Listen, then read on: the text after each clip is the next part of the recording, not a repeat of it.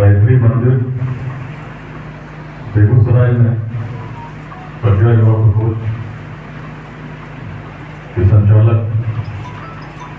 मनीष जी, उनके सभी साथी यहाँ उपस्थित लेट्स इंस्पायर बिहार के चीफ कोऑर्डिनेटर जो बारा से आए हैं राहुल सिंह जी,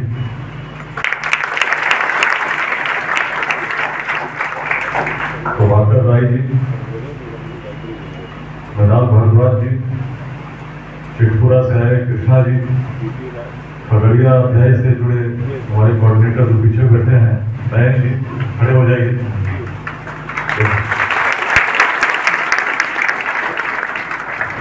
और सभी प्रिय युवा साथियों, बेगूसराय के स्वजनों, पहली बार निश्चित बेगूसराय के प्रज्ञा युवा प्रकोष्ठ में आना हुआ है, लेकिन गायत्री परिवार से, अखंड ज्योति से, प्रांतीय युवा प्रकोष्ठ पटना से बड़ा पुराना जुड़ाव रहा है।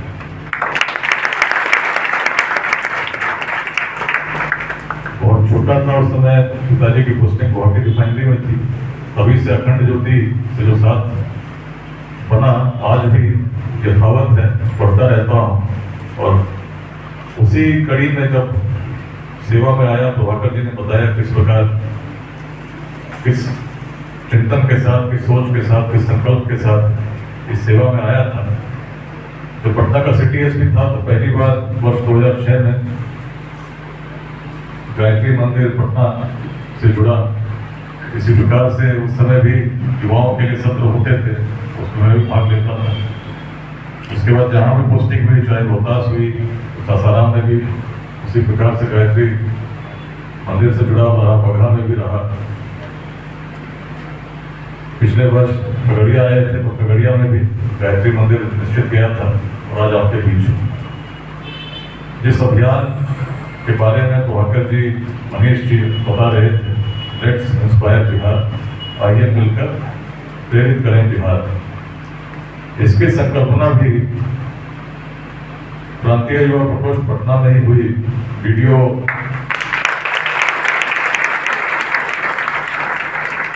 मेरे YouTube चैनल पर उपलब्ध है और कैसे हुई आप देख सकते हैं। पूरे बिहार से उस वर्ष 2021 के 12 जनवरी को जब हम लोग स्वामी विवेकानंद जी की जयंती मनाने के लिए एकत्रित हुए थे, संबोधन के लिए मुझे बुलाया गया था। इससे पहले सफलता के सूत्रों पर, अलग अलग विषयों पर संबोधित करता रहा, लेकिन इस बार कोरोना का पहला फेज बीत चुका था और हम लोग गायत्री शक्तिपीठ में थे। अनेक नियम भी थे जो व्यक्ति को व्यक्ति से दूर कर रहे थे, बैठने में भी समस्या थी, लेकिन लोग उपस्थित थे, पूरे बिहार के अलग अलग जिलों से थे। और तब संबोधन जब मैंने प्रारंभ किया तो मन में एक प्रकार का भाव कि बिहार को लेकर आप लोग क्या सोचते हैं। इसी को जब मैंने पूछना शुरू किया तो सबसे पहले मैंने पूछा, जब बिहार के अतीत के बारे में सोचते हो तो कैसे भाव मन में आते हैं। तो हर व्यक्ति जो सभागार में था, आप देख सकते हैं वीडियो में, बड़े उत्साह के साथ वो ये बताए कि नालंदा विश्वविद्यालय, कोई चाणक्य का स्मरण करे, कोई चंद्रगुप्त का स्मरण करे, कोई बताए कि वेदांत की भूमि थी, महर्षि याज्ञवल्क्य की भूमि थी, जहाँ गार्गी रही, मैत्रेयी रही, यही भूमि थी जहाँ कभी सम्राट अशोक रहे। बड़े अच्छे भाव, ज्ञान की भूमि, शौर्य की भूमि, उद्यमिता की भूमि। लेकिन वही जब प्रश्न हुआ कि वर्तमान को देखते हो तब कैसा भाव जगता है। उत्साह एकाएक कम, वर्तमान को देखते हैं तो बड़े चिंता होती है। हम बटे हुए हैं, जातियों में समाज इस प्रकार बटा है कि आपस में संघर्ष कर रहे हैं, पिछड़ गए हैं, बेरोजगारी है, भ्रष्टाचार चरम पर है। तो वर्तमान के जो भाव थे लगभग, ऐसे में जब मैंने पूछा कि भविष्य बिहार का कैसा होगा तो सबने कहा कि बड़ी निराशा है कि जब वर्तमान ऐसा है भविष्य कैसा होगा। तो अपने गायत्री मंदिर कंकड़बाग उसी में इस प्रकार से बातें हो रही थी। और तब मैंने पूछा कि कितने लोगों के मन में विश्वास है कि बिहार का भविष्य उज्जवल होगा। उस पूरे सभागार में झिझकते हुए 3 हाथ उठे और तीनों से जब मैंने प्रश्न किया कि जब पूरे सभागार में किसी को विश्वास नहीं हो रहा है बिहार का भविष्य उज्ज्वल है, तो आपके मन में इस प्रकार की भावना कैसे जगी? तीनों का उत्तर वही, जब हमारे पूर्वज उस समय जब संसाधन नहीं थे, मार्ग नहीं थे, आज की तरह सूचना के तंत्र नहीं थे, तब ऐसा कर सकते थे, अखंड भारत के साम्राज्य को स्थापित कर सकते थे। यूरोप में ऑक्सफोर्ड और कैम्ब्रिज की कल्पना से बहुत पहले नालंदा और विक्रमशिला को स्थापित कर सकते थे। तो क्षमता तो हमें है, उन्हीं पूर्वजों के वंशज क्षमता तो है, लेकिन हम क्षमता भूल गए। यदि उस क्षमता को हमने स्मरण कर लिया, उसके अनुसार आचरण हमने करना प्रारंभ कर दिया, निश्चित हम बदलेंगे, युग बदलेगा।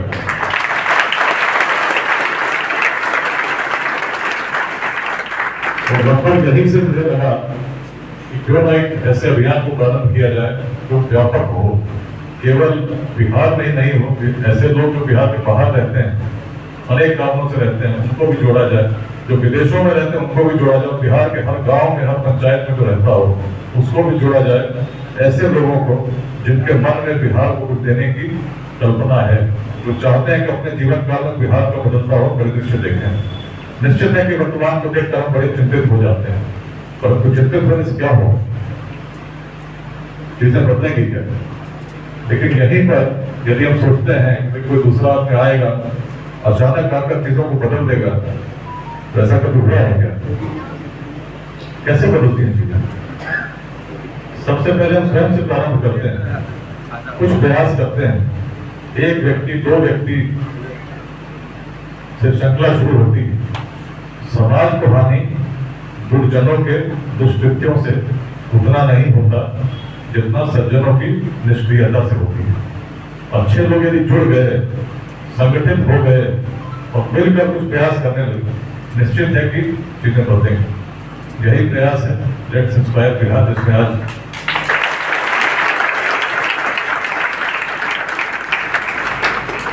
लगभग 62,000 लोग डायरेक्टली व्हाट्सएप के ग्रुप से जुड़े हैं। अनेक लोगों को हम लोग जोड़ने का प्रयास करें। स्वैच्छिक अभियान, ऐसा अभियान है जिसमें लोग प्रयास करते हैं कि लोग जुड़े और बिहार को कुछ दें।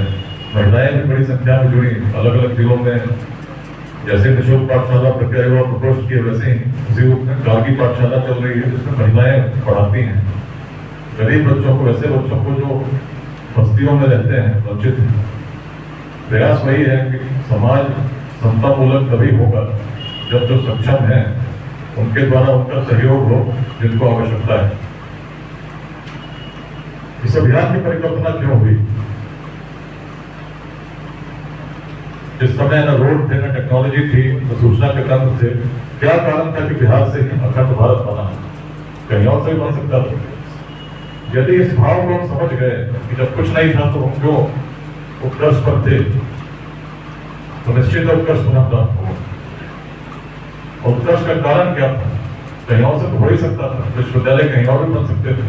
सबसे पहला विश्वविद्यालय तक्षशिला में था, जो आज पाकिस्तान अफगानिस्तान की सीमा पर उसके अवशेष है। लेकिन उससे बड़ा विश्वविद्यालय यदि कहीं बना जिसमें विश्व भर के लोग पढ़ने आते थे, तो अपने बिहार की भूमि में ही स्थापित हुई। कल भी G20 समिट में आप लोग देख रहे थे कि स्वीकार इतने राष्ट्राध्यक्ष आए थे, और नालंदा सबको स्मरण करा रहा था सोहेब सिंह का, जिसको कवि सम्राट अशोक के स्तंभ पर विद्यमान पाते हैं। जिसमें दृष्टि थी, जिसमें क्षमता थी पूरे विश्व को प्रकाशित करने की, आलोकित करने की, मार्गदर्शन देने की। कारण क्या था? यदि देखते हैं तो पाएंगे, अध्ययन करेंगे, तो सबसे प्राचीन काल में जब ज्ञान का उदय हुआ, पूरी मानव जाति का सबसे पुराना ग्रंथ ऋग्वेद है कि नहीं? वेदों से ही परंपरा प्रारंभ हुई, वेदों से चिंतन तो हमने श्रुति के रूप में ग्रहण किया और आगे बढ़ते रहे। एक समय ऐसा आया जब लगा कि वेदों का भी अंत हो गया है, ज्ञानों का जो भंडार था उसका उत्कर्ष प्राप्त हो गया। हमने कहा वेदांत, उपनिषद। उपनिषद कैसे संभव हुआ? जब गुरु और शिष्य समीप बैठे और आपस में विमर्श करने लगे, तो श्रुति से आगे हम पहुंचे। श्रुति को तो हमने ग्रहण किया था, जो ईश्वरीय संदेश था, जो श्रुति को हमने ग्रहण किया और समझा, तब एक समय ऐसा आया जब वेदों को पढ़ते हैं तो क्या पढ़ते हैं? वेदों में पढ़ते हैं ईश्वर की उपासना करते हैं, आराधना करते हैं, उन्हें उनसे समीप अनुभव करते हैं, जब यज्ञ कुंड में बुलाते हैं। और एक प्रकार का रहस्य भी है जब हम स्मरण करते हैं और सोचते हैं कि सृष्टि की उत्पत्ति कैसे हुई। नास्तिक सूत्र पढ़ते हैं, सोचते हैं क्या था, कब था, किसने ढका था उस पल को जब सृष्टि की रचना हुई, तो परम तत्व कैसा था, और सोचते हैं तो पाते हैं उसी उत्तर भी मिलता है जो परम तत्व के मन में एक इच्छा, एक कामना से इस पूरे सृष्टि की रचना हुई। लेकिन कहीं ना कहीं यदि हम देखें तो उस परम तत्व को अपने से हम दूर भी पाते हैं। हमें लगता है परम तत्व जो था जिसने सबकी रचना की, हमने है या नहीं, इस प्रकार का एक द्वंद है। हम कहते हैं दूर है लेकिन सभी में दिखता है, लेकिन वास्तविक परिणति कब हुई? जब बिहार में ऋषि ने कहा वो पूर्णमदः पूर्णमिदं पूर्णात् पूर्णमुदच्यते पूर्णस्य पूर्णमादाय पूर्णमेवावशिष्यते। जो पूर्ण था पूर्ण ही रहता है, पूर्ण में विलीन हो जाता है। The complete remains complete and goes back to the complete। यही मंत्र इस पूरे अभियान का आधार, यही मंत्र ऐसा मंत्र है जिसको यदि हमने ग्रहण कर लिया जीवन में कुछ भी असंभव नहीं। क्यों? यदि किसी व्यक्ति के बारे में कहा जाए तो क्या किसी व्यक्ति को पूर्ण कहेंगे? क्या कहेंगे किसी व्यक्ति में हर गुण है, कोई कमी नहीं कहेंगे? या लेकिन कोई किसी व्यक्ति को जानते हैं जो पूर्ण हो? किसी को जानते हैं क्या? पक्का? कोई व्यक्ति है जो पूर्ण है? पक्का? सोच लीजिए। किसी व्यक्ति को जानते हो, यहाँ नहीं बैठा हो, कहीं हो सकता है मटिहानी में हो सकता है मंदसौर में हो, जो पूर्ण है क्या? या पटना में हो, जो भी व्यक्ति है उसमें कमी है, कुछ ना कुछ तो कमी है, तभी तो हम कहते हैं कि व्यक्ति। लेकिन ऋषि की दृष्टि क्या थी? प्राचीन बिहार के ऋषि की दृष्टि थी जो पूर्ण था पूर्ण ही रहता है और पुनः पूर्ण में विलीन हो जाता है। तात्पर्य क्या था? यदि किसी सोने के टुकड़े को हम खंडित करते हैं छोटे छोटे भागों में, तो जो छोटा कण होगा उसमें क्या गुण होते हैं? सोने का। तो वैसे में कितने लोग सुने हैं कि हर आत्मा में परमात्मा का अंश है? कहते हुए या मान सुने कि हर आत्मा परमात्मा का अंश है?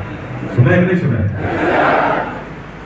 और यदि सुने हैं और मानते हैं कि जो कहने वाला का झूठ नहीं बोलता है, हमें भी उस परम शक्ति का अंश है, तो परम शक्ति के गुणों को यदि स्मरण करेंगे जो परम तत्व है, उसकी क्षमता क्या है? अनंत। परम शक्ति की क्षमता को न किलोमीटर में न किलोग्राम में बता सकते हैं क्या? असीम, अनंत। और यदि असीम और अनंत का एक तत्व अंश आपके अंदर स्थापित है, विद्यमान है, तो आपकी क्षमता क्या हुई? असीम को हम कितना भी विभाजित करेंगे, छोटा जो अंश होगा क्या होगा? इन्फिनिटी को कितना भी डिवाइड करो क्या निकलेगा? वैसे में हर व्यक्ति जो यहाँ बैठा है, पुरानी कॉलेज में बैठा है, कहीं बैठा हो, उसकी क्षमता क्या हुई? असीम हुई ना। और जब असीम शक्ति का स्वामी कहे कोई लक्ष्य कठिन है, क्या कहेंगे? जिसकी क्षमता असीम हो उसके लिए कोई लक्ष्य कठिन है क्या? तभी तो स्वामी विवेकानंद ने कहा कि जिसके अंदर समस्त सृष्टि को संचालित करने की शक्ति समाहित हो, वैसा व्यक्ति यदि कहता है कोई लक्ष्य कठिन है, तो निश्चित उसने अपने आंखों पर पट्टियां बांध रखी। स्वयं को कमजोर समझना सबसे बड़ा महापाप है। और यदि हम किसी समस्या से पीड़ित हैं, ग्रसित हैं,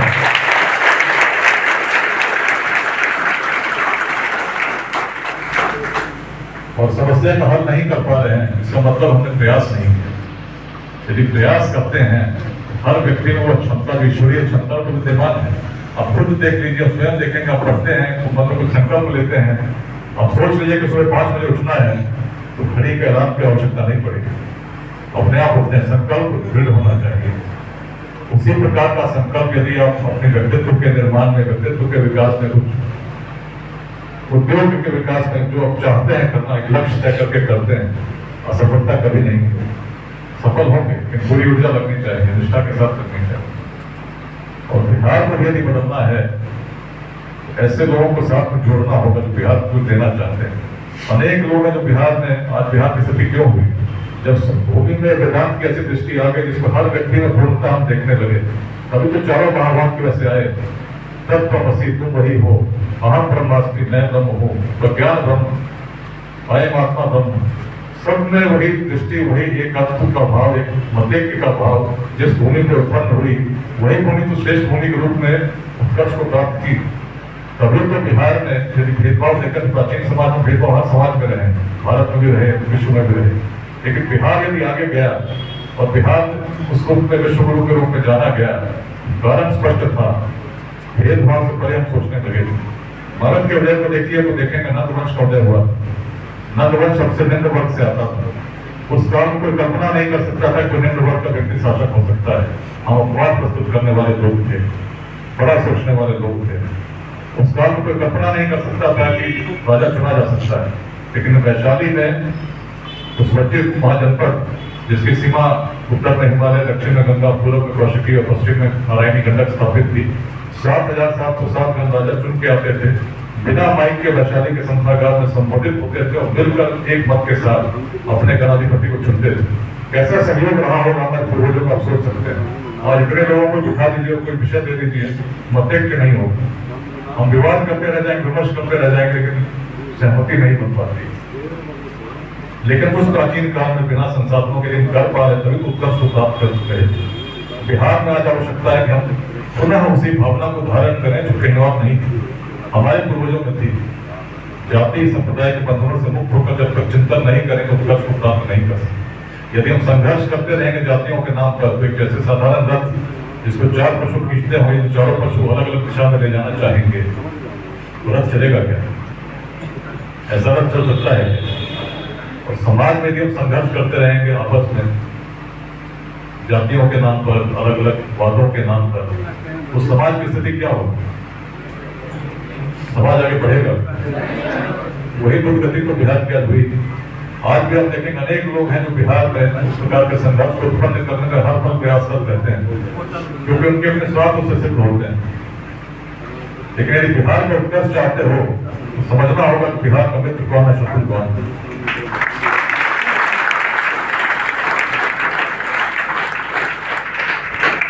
और एक बार जग गए तो कार्य वहीं समाप्त नहीं होगा, औरों को भी जगाना हो।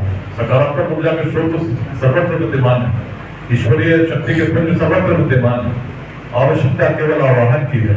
जग गए जो वेद मूर्ति तत्वनिष्ठ पंडित श्री राम शर्मा आचार्य जी ने कहा था कि बेगूसराय जग गया, निश्चित न केवल बिहार, पूरे भारत को जगा देगा, विश्व को जगा देगा। कल्पना भी रही।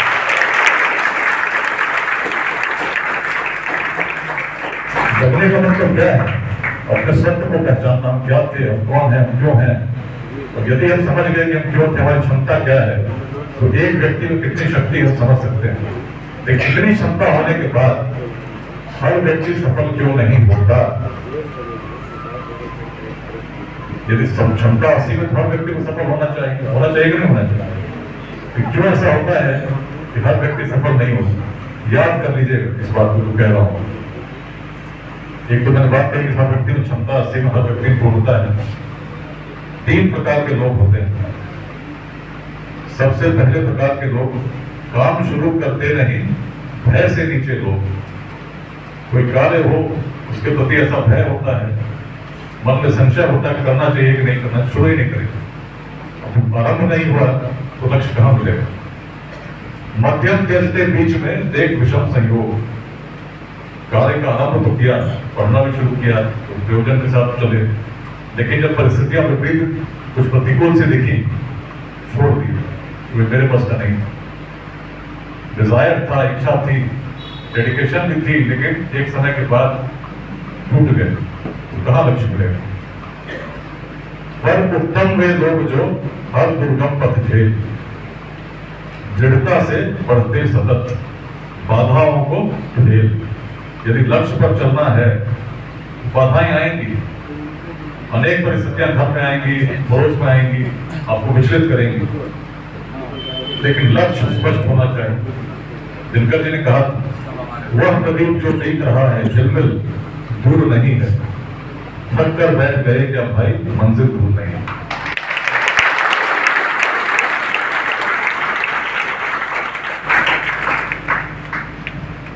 दिशा दीप्त हो उठी प्राप्त कर पुण्य प्रकाश तुम्हारा, अनंत अक्षरों से लिखा जा चुका है इतिहास तुम्हारा। आकर इतने पास फिरे वह सच्चा शूर नहीं, थक कर बैठ गए क्या भाई, मंजिल दूर नहीं।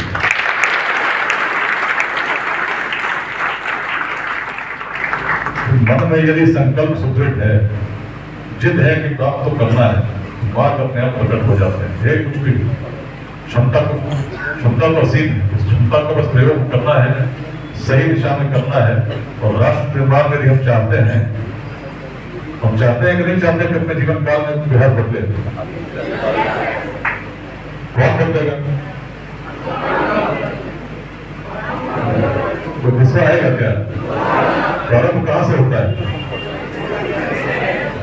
कहां से होता है? तो हम बदलेंगे कि नहीं बदलेंगे?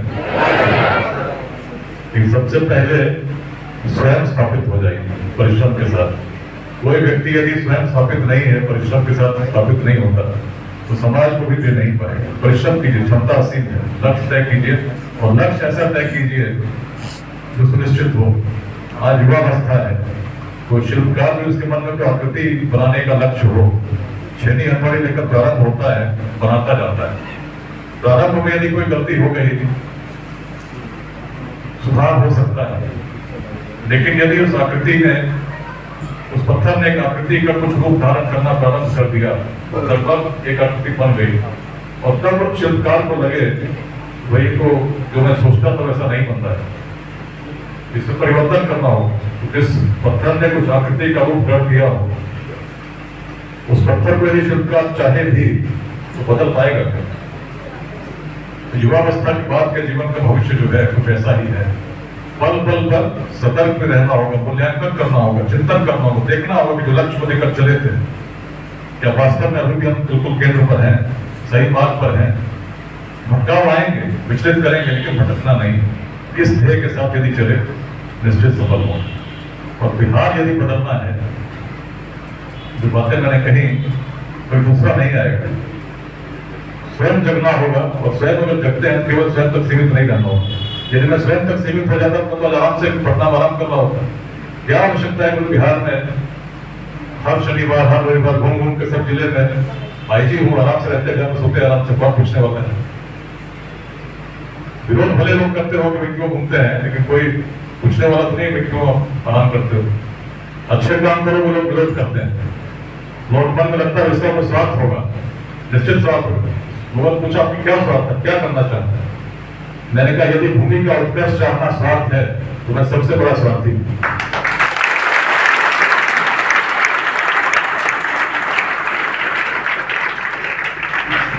मन की प्रेरणा जब शुद्ध होती है, मन से मन को जोड़ती है। यही कारण था कि आचार्य चाणक्य अपने जीवन काल में अखंड भारत के साम्राज्य को स्थापित कर सके।